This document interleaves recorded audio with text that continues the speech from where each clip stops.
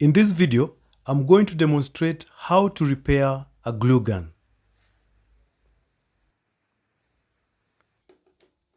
So begin by undoing all your screws and placing them safely on a magnet.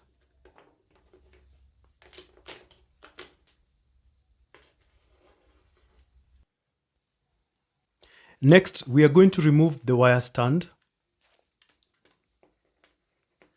And once we've done that, we're going to safely lift the lid, exposing the contents.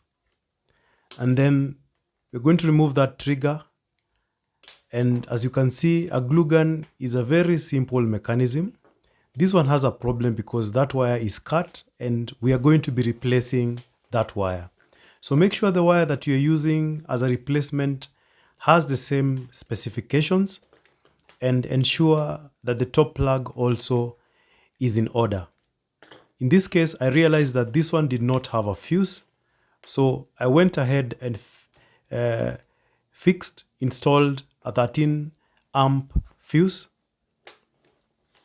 and went ahead and replaced the cap. And once that was done, what remained now is to cut the wire that we are going to be removing from the glue gun. Make sure you cut it at the right length so that you leave enough room for connecting the wire that we are going to be installing. Measure the wire that you're going to be installing so that we know where we are going to be cutting it or stripping it. And using a wire stripper, I went ahead and stripped it at around 1 inch from the end and did that with all the 4 wires. And once that was done, what remained now is to join the wires. Make sure that you match the wires. But before that, we have heat shrink as shown in the image. And what you're going to do is that you're going to insert the heat shrink in the 2 wires all through past the naked wires.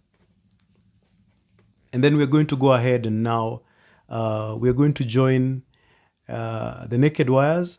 Remember to match the colors, that is neutral to neutral and live to live. So what you do is that you place both wires halfway, you crisscross them, and then you take one of the wires and twist it around the other one. And then you take the other one and twist it in the opposite direction, still on top of the other, so that you have a tight knot.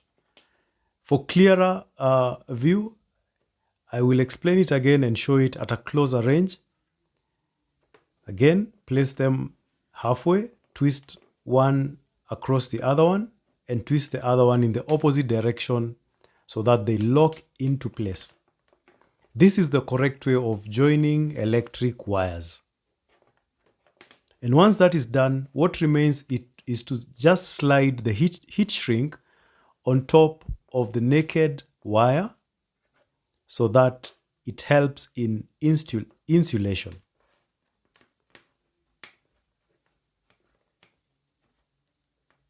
I'm using a recycled heat shrink, so it was a little bit hard to slide them through.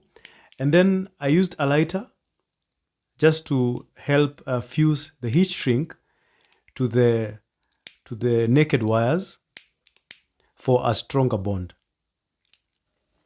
Remember, you can also recycle the heat shrink.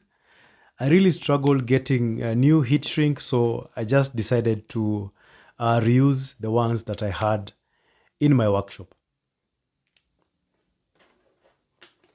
And once that is done, what remains now is to put back the items together and make sure that the cables are placed in the specific slots.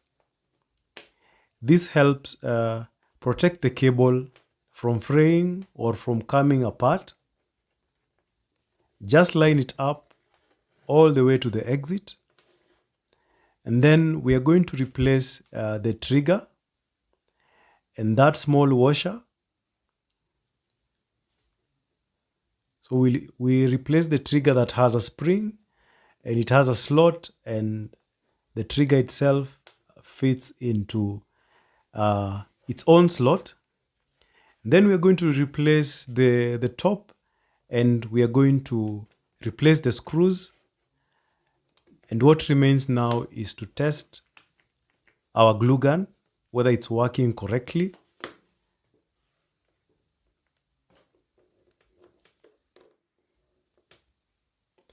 Remember, when you're replacing the screws, not to over tighten, because you might need to access the tool, to repair the tool in the future. So these apply for all electronics.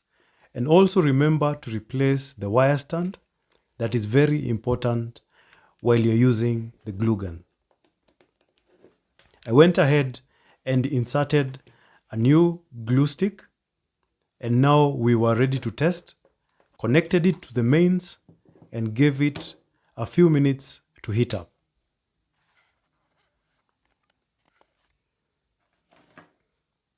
After about 5 to 10 minutes, the glue gun was ready, hot, and discharging as expected.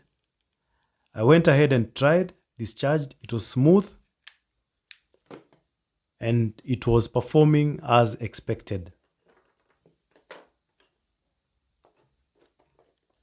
Though I realized the rubber washer that helps push the glue stick was a little bit worn out, and sometimes it was not pushing the glue stick as hard.